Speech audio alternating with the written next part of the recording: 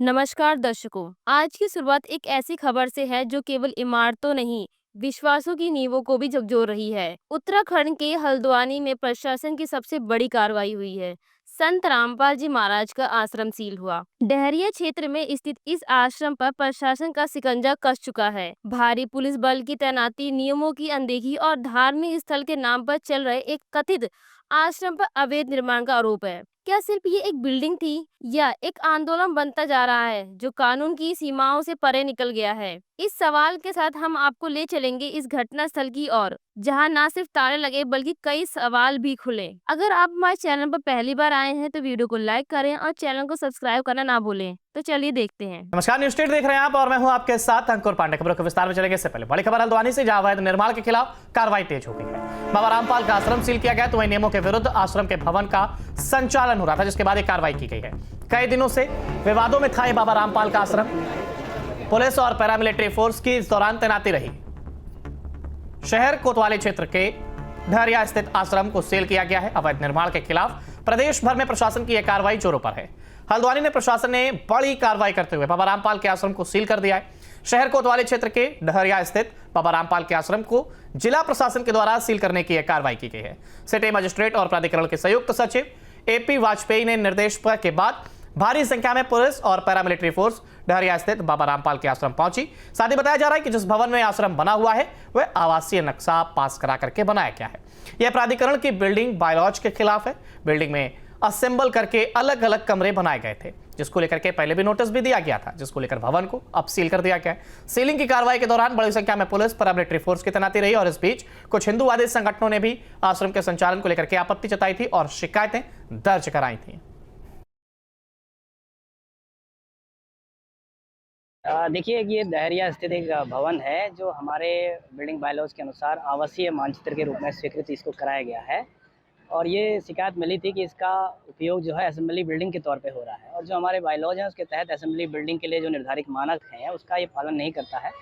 और उसमें जो कि पार्किंग के लिए अलग रूल्स हैं, रोड वाइडनिंग है, इसके अलावा मिनिमम जो रिक्वायरमेंट है प्लॉट साइज़ की वो भी ये फुलफिल नहीं करता है। तो इसका पूर्व में चालान किया गया था और इसमें वाद भी दर्ज किया गया है। उसी क्रम में चूँकि यहाँ पर काफ़ी संख्या में लोग एकत्र होते हैं और जन सुविधा के हिसाब से भी और जनहानि किसी प्रकार की ना हो, इन बातों को ध्यान में रखते हुए और वायलेशन को देखते हुए इसको सीलिंग के ऑर्डर थे, उसी क्रम में आज ये कार्रवाई की गई। नई कार्रवाई की गई है वो हमारी भवन उपविधि और नगर नियोजन अधिनियम जो है उसके उल्लंघन के अंतर्गत की गई। और इसी पर तो देखिए, हल्द्वानी में जहां कार्रवाई की गई, बाबा रामपाल का आश्रम सील किया गया तो नियमों के विरुद्ध आश्रम का यहां पर संचालन हो रहा था। कहा जा रहा है कि नियमों के विरुद्ध यह आश्रम का संचालन हो, जिसके बाद ये कार्रवाई की गई। और इसी पर जानकारी के लिए हमारे साथ हमारे संवाददाता भूपेंद्र रावत हमारे साथ जुड़ गए हैं। जी, जी, जितेंद्र जी, यहाँ पर ग्राउंड रिपोर्ट में हमें इस बात का पुष्टि मिली है कि यहाँ पर आश्रम को अभी-अभी तुरंत सील कर दिया गया है और इसमें दिखाया जा रहा है कि आश्रम में कुछ भी ऐसी चीज़ें नहीं मिली है जिसके कारण पुलिस प्रशासन अपनी कार्यवाही पर अटल रहे और कार्यवाही पर दबदबा बनाए रखे। यहाँ पर देखा ये जा रहा है कि आश्रम को सील कर रहे हैं और आश्रम पर ताला लगाया गया है और इस बात की पुष्टि हुई है कि पहले एक नोटिस जारी किया था, उसके बाद में ये सब कुछ क्रिया हुई है। हल्द्वानी के डहरिया क्षेत्र में बने बाबा रामपाल के आश्रम को प्रशासन ने सील कर दिया। कार्रवाई के दौरान भारी पुलिस बल तैनात किया गया था ताकि किसी प्रकार की अव्यवस्था न फैले। प्राधिकरण के अनुसार ये भवन आवासीय नक्शे पर पास करवाया गया था, लेकिन बाद में इसमें संशोधन कर अलग अलग असेंबल कमरे बनाए गए, जो कि बिल्डिंग बायलॉज का उल्लंघन है। देखिए, डहरिया स्थित एक भवन है जो आवासीय मानचित्र इसमें स्वीकृत किया गया था रेजिडेंशियल पर्पज़ के लिए। तो इसमें कुछ कंप्लेंट्स हमें प्राप्त हुई थी। उसी क्रम में जब जांच की गई तो ये देखा गया कि यहाँ पर कुछ असेंबली से रिलेटेड वर्क्स यहाँ पर संचालित किए जाते हैं और असेंबली बिल्डिंग के लिए हमारे बिल्डिंग बायलॉज में अलग से प्रावधान है, जिसके लिए जो न्यूनतम मानक हैं उनको ये पूर्ण नहीं करता है और जो कि इनके द्वारा विधिवत अनुमति भी नहीं ली गई है। और यहाँ पर काफ़ी लोगों का जमाव भी हाल फिलहाल में रिपोर्टेड हुआ है। इन्हीं सभी तथ्यों को देखते हुए पूर्व में इस भवन का चालान भी किया गया था। उसी क्रम में ये सीलिंग की कार्रवाई के लिए आदेश पारित हुए थे, उसके अनुपालन में ये सील किया गया।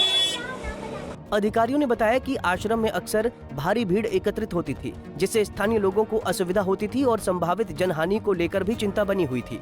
प्राधिकरण द्वारा पहले भी नोटिस जारी किया गया था, लेकिन जब कोई जवाब नहीं मिला तो ये कठोर कार्रवाई की गई। जन सुरक्षा और नियमों का पालन कराना प्रशासन की प्राथमिकता है। ऐसे में बिल्डिंग बायलॉज के उल्लंघन पर अब सख्ती बरती जा रही है। हल्द्वानी से तारा जोशी की रिपोर्ट। गई थी और नोटिस भेजा गया था, लेकिन इसके बाद एक बार फिर जब शिकायतें लगातार आई तो प्रशासन की ओर से कार्रवाई की गई और इस बार पूरी तरीके से आश्रम को सील कर दिया गया और इस कार्रवाई के दौरान यहां पर भारी संख्या में पुलिस बल भी तैनात रहा। हालांकि हमारे साथ संवाददाता भूपेंद्र एक बार फिर हमारे साथ जुड़ गए।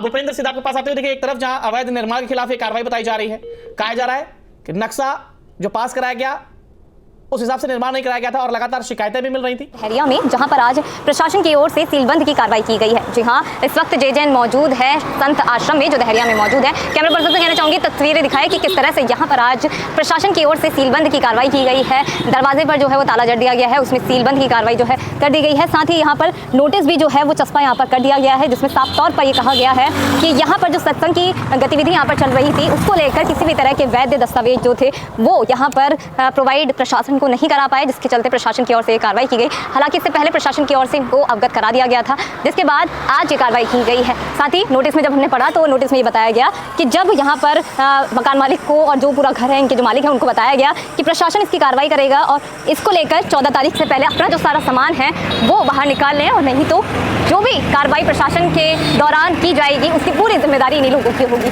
और आज ये कार्रवाई की गई है। पीछे मैं आपको दिखाना चाहूँगी कि यहाँ पर फोर्सेज जो है तैनात की गई है। कैमरा पर्सन से कहना चाहूँगी पीछे की तस्वीरें दिखाएं कि किस तरह से यहाँ पर फोर्सेस को जो है वो यहाँ पे तैनात किया गया है। लगातार जो प्रशासन है वो कार्रवाई करता हुआ हल्द्वानी शहर में नजर आ रहा है, चाहे वो सड़क चौड़ीकरण को लेकर हो, चाहे वो सीलबंद कार्रवाई को लेकर हो, क्योंकि किसी भी तरह की अवैध गतिविधियां हल्द्वानी शहर में बर्दाश्त नहीं की जाएंगी। मुख्यमंत्री पुष्कर सिंह धामी के निर्देशों के चलते लगातार नैनीताल की डीएम वंदना सिंह की ओर से अधिकारियों को चेकिंग अभियान, छापेमारी अभियान चलाने के निर्देश दिए।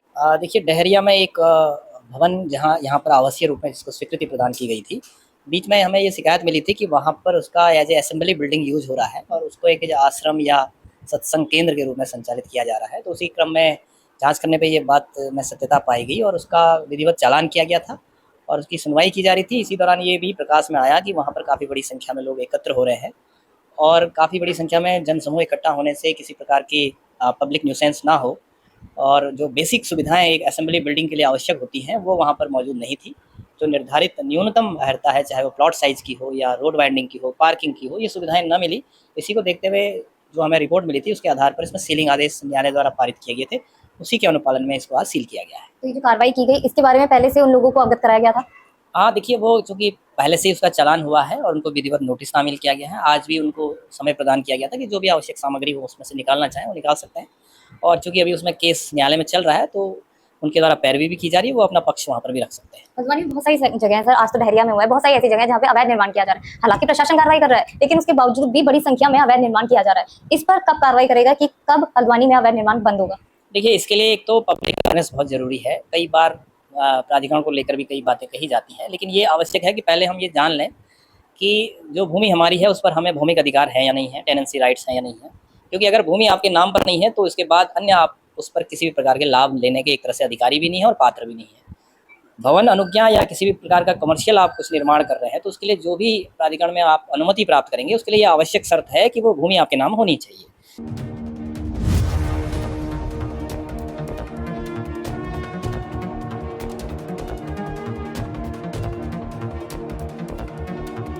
हल्द्वानी के डहरिया क्षेत्र में बने बाबा रामपाल के आश्रम को प्रशासन ने सील कर दिया। कार्रवाई के दौरान भारी पुलिस बल तैनात किया गया था ताकि किसी प्रकार की अव्यवस्था न फैले।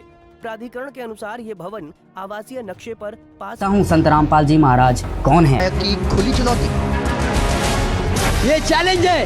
कोई भी शख्स हिंदुस्तान में हो, मिनिस्टर हों दो, कोई भी स्वामी हों दो, कोई भी शंकराचार्य हों दो, इंशाल्लाह मैं तालिब इल्म हूँ इस्लाम और दीगर मज़हब का। मैं तस्लीम करता हूँ कि डिबेट होना चाहिए, मैं उनसे डिस्कशन करता हूँ। अगर मुझे गलत साबित करो मैं बदलने को तैयार हूँ। तब कोई भी शंकराचार्य, आचार्य, महामंडलेश्वर और तेरे जैसे ब्राह्मणों की उसके सामने जाने से पैरों की पिंडी कांप रही थी। और उस वक्त जाकिर नाइक का संत रामपाल जी महाराज ने चैलेंज स्वीकार किया और डिबेट में भी पराजित किया।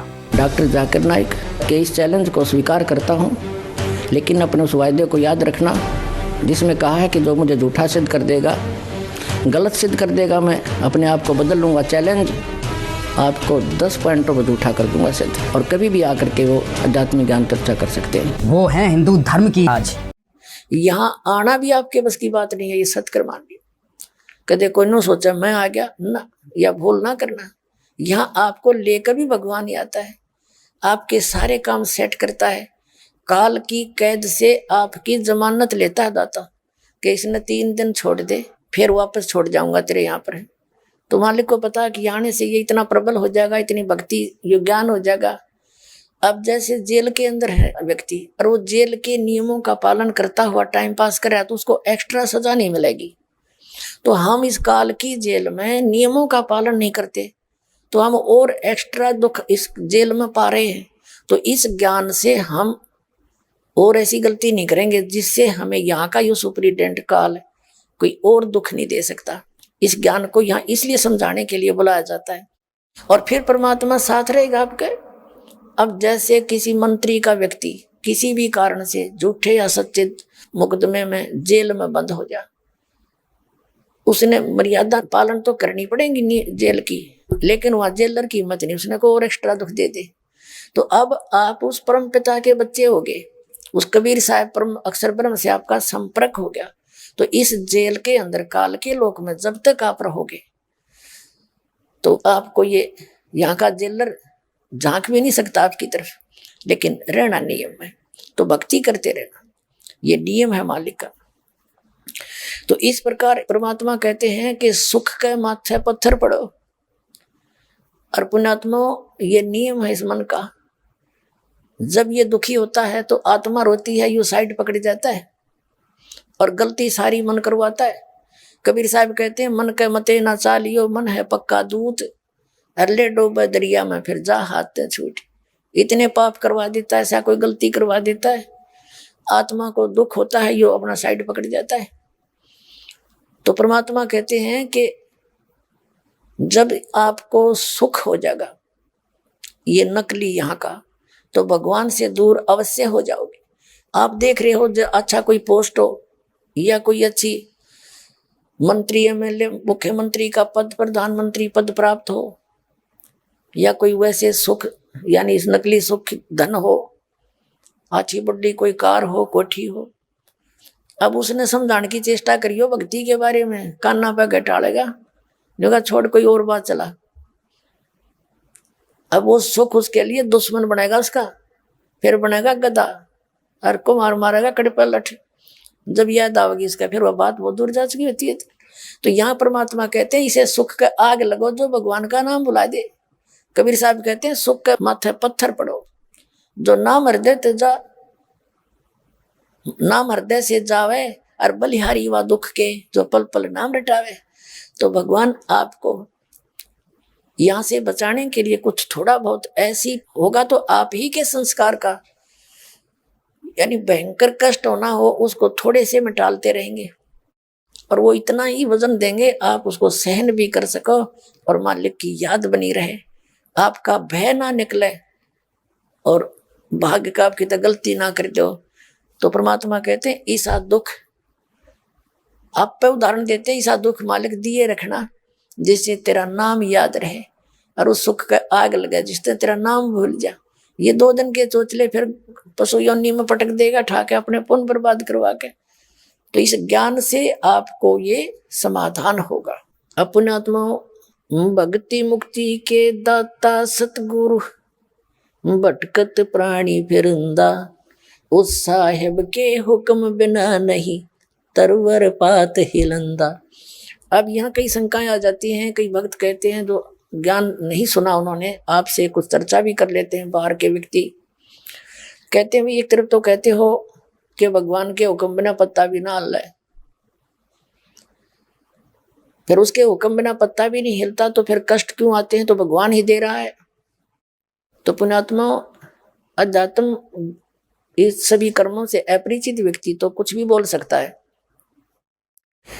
सत्संग के माध्यम से आपको ये सर्व ज्ञान कराया जाता है। जब तक आप परमात्मा की शरण में नहीं आते तब तक तो आपको केवल आपका प्रारब्ध ही मिलेगा और वो उसका विधान है तो भी पत्ता नहीं हिल सकता। अब आप आगे भगवान की शरण में, परमात्मा की शरण में, उस परम अक्षर ब्रह्म की शरण में, तो अब जो आपके साथ होगा उसके हुक्म बिना नहीं हो सकता। कैसे नहीं हो सकता? परमात्मा कहते हैं कबीर साहब जी अपनी महिमा आप बताते हैं, अपने विधान को आप ही हमें ज्ञान कराते हैं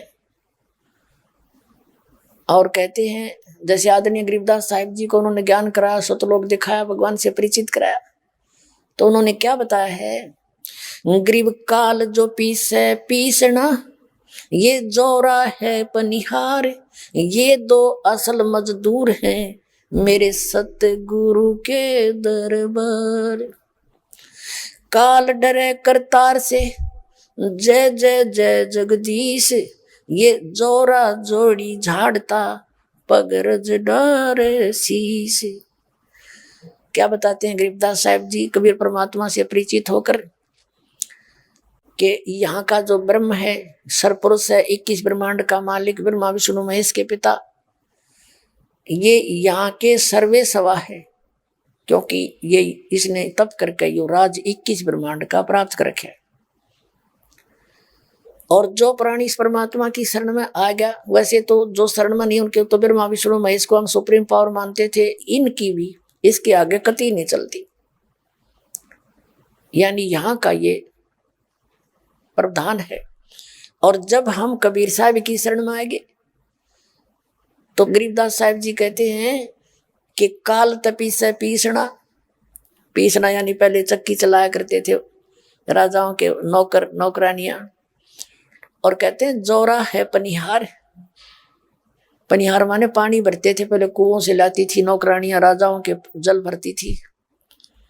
और गरीबदास जी कहते हैं ये दो असल मजदूर हैं मेरे कबीर भगवान के दरबार।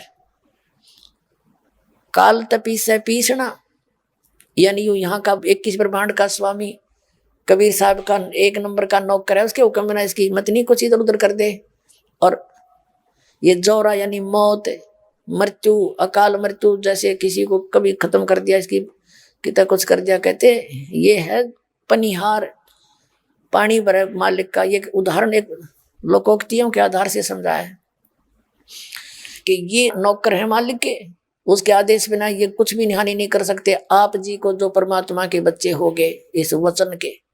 और फिर बताते हैं युग काल डरे करतार से, ये ज्योति निरंजन काल ब्रह्म ये कबीर करतार से डरता है। और काल डरे करतार से, जय जय जय जगदीश, और यह जोरा जोड़ी झाड़ता, जोरा माने मौत, कबीर साहब के जूते साफ करती है और पगरज डारे शीश। अब इसका अंदाजा ला लियो परमात्मा कबीर जी कितने सक्षम हैं और इस काल और यहाँ की व्यवस्था कितनी सतीथी है उसके सामने। अपने आत्मा प्रसंग चला था, जिन महापुरुषों ने परमात्मा को देखा, साक्षात देखा, उसके सामर्थ्य से परिचित हुए, उन्होंने वो उनमें से कौन कौन है, उन्होंने क्या क्या परमात्मा की महिमा बताई। आदरणीय गरीबदास साहिब जी ने कहा, अनंत कोट ब्रह्मांड का एक रति नहीं भारे, सतगुरु पुरुष कबीर हैं ये कुल के सिरजनहारे। हम सुल्तानी नानक तारे दादू को उपदेश दिया, जात जुलाहा भेद न पाया वो काशी माहे कबीर हुआ। आदरणीय गरीबदास साहिब जी ने परमात्मा को देखा सतलोक सचखंड के अंदर, फिर वापस छोड़ा, तब उनके ज्ञान योग खोल दिया, पीछे और आगे की सब कथाएं उसके सामने घूमने लगी।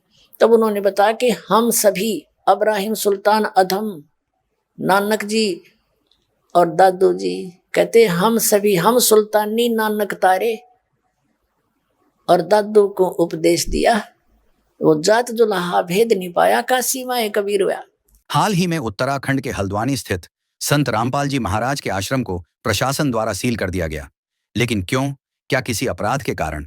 नहीं, संत रामपाल जी महाराज और उनके शिष्य निर्दोष हैं। जिस स्थान पर आध्यात्मिक ज्ञान की गंगा बहती हो, जहां हर वर्ग हर धर्म का व्यक्ति बिना भेदभाव के सच्चे मार्ग की ओर अग्रसर होता है, आज उस पवित्र स्थल को ताले में बंद कर दिया गया है। संत रामपाल जी महाराज ने समाज सुधार के अद्भुत कार्य किए हैं। नशा मुक्त भारत का सपना साकार करने की मुहिम, दहेज प्रथा और जातिवाद जैसी सामाजिक बुराइयों के खिलाफ सशक्त अभियान, करोड़ों लोगों को आध्यात्मिक ज्ञान से जोड़कर उनके जीवन को सही दिशा देना, क्या यह अपराध है? संत रामपाल जी महाराज और उनके अनुयायी केवल सत्य और शांति के मार्ग पर हैं। उनके खिलाफ की गई यह कार्यवाही केवल एक साजिश प्रतीत होती है, सच्चाई को दबाने की एक कोशिश। अब समय आ गया है कि हम इस सच्चाई को सबके सामने लाएं। हम सबकी यह जिम्मेदारी है कि निर्दोषों के साथ अन्याय न हो। इस वीडियो को अधिक से अधिक शेयर करें ताकि हर व्यक्ति सच्चाई से रूबरू हो सके। धन्यवाद। इस वीडियो को देखने के बाद आपकी क्या राय है कमेंट में जरूर बताएं। ऐसी ही और वीडियो देखने के लिए हमारे चैनल को सब्सक्राइब करें और वीडियो को ज़्यादा से ज़्यादा शेयर करें। धन्यवाद।